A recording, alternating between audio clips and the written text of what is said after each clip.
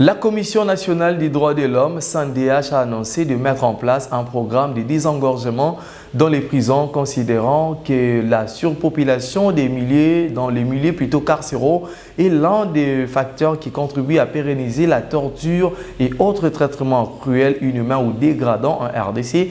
Cette décision a été prise à l'occasion de la journée des soutiens aux victimes des tortures célébrée le 26 juin. Suivez l'essentiel du message de la CNDH lu par sa vice-présidente Jaël Mbamba.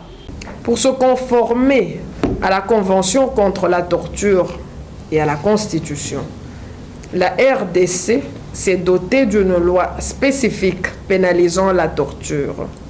En l'occurrence, la loi numéro 11/008 du 9 juillet 2011 portant criminalisation de la torture.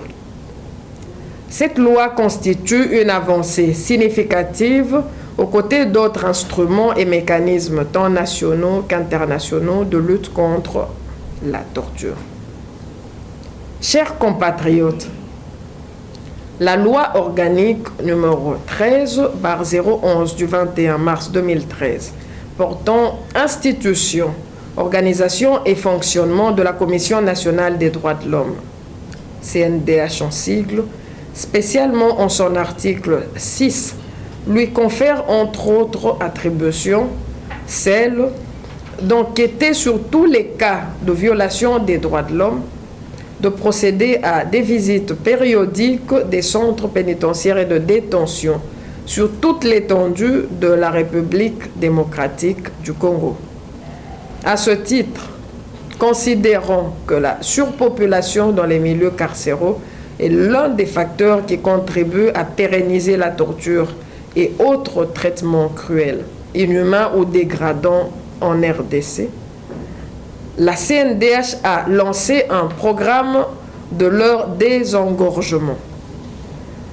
Débuté à Kinshasa, elle a pu obtenir donc à l'occasion de la journée africaine de la détention préventive, célébrée le 25 avril de chaque année, la libération de certains détenus en situation irrégulière, notamment au centre pénitentiaire et de rééducation de Makala, dit détenus, et à la prison militaire de Ndolo.